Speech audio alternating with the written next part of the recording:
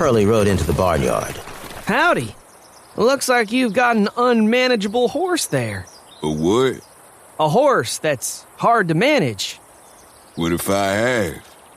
Who the hell are you? I'm the fellow who rides unmanageable horses, that's who. Did you ride him? Monk was still bumfuzzled by the sudden appearance of a complete stranger. Maybe I did, and maybe I didn't. Who the hell are you? Let's see you ride him now. He's my horse. I'll ride him when I want to. Who's that? He's with me. We were just passing by when we saw your friend take a ride. I like the look of that horse. I might trade you this paint I'm riding for that bucking horse.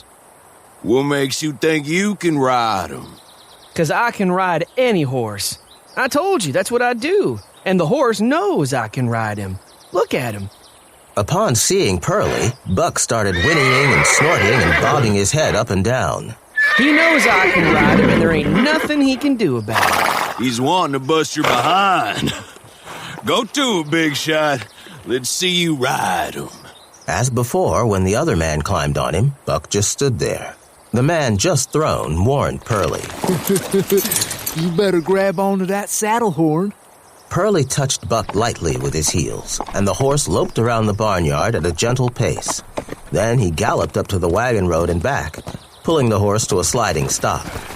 Perley stepped down. What do you say? Trade you even. My paint for the bucking horse. And I'll guarantee you that the paint won't buck you off. Monk wasn't sure if what he saw wasn't some kind of trick. He knew that horse had landed him on his back the 2 times he tried to ride him, and he just did the same thing to Monk's cousin.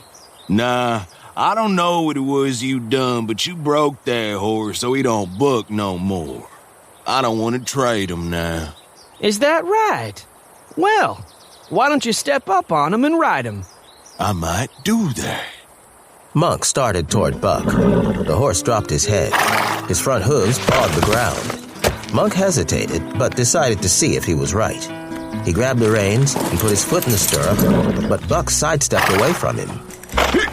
They went around and around in a circle, Monk with one foot in the stirrup and rapidly wearing out, hopping on the other foot. He made a desperate move to throw a leg over the saddle. He was thrown all the way over to the other side of the horse. Furious, Monk fumbled around, trying to pull his gun out of his holster. Perley stepped in front of Buck. I ain't gonna trade you a good paint for a dead horse. You want a good riding horse? Give that paint a try. Still fuming, Monk stood for a long moment, staring at Buck. Then he took the reins Perley held out for him. Still a bit leery, he stepped up onto the paint and gave him a kick. The horse immediately responded, and Monk galloped him up to the road and back, ending with a sliding stop also. Deal? Deal.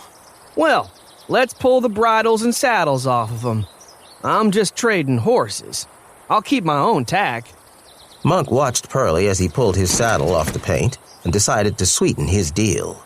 This bay's worth more than that paint. To make it a fair swap, you need to give me the paint and $20 for this bay.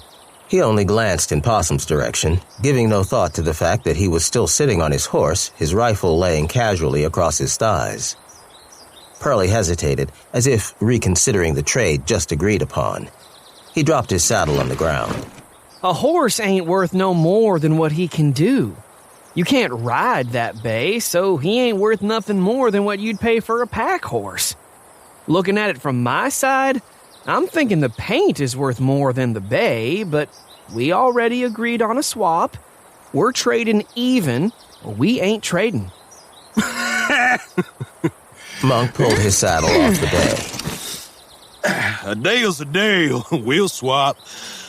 But I ain't so sure you like that devil, whatever that was you rubbed on his nose wears off. Perley was puzzled by the remark until he remembered that he had stroked Buck's face a couple of times before climbing on him. He gave Monk a smile then. I ain't as dumb as you think.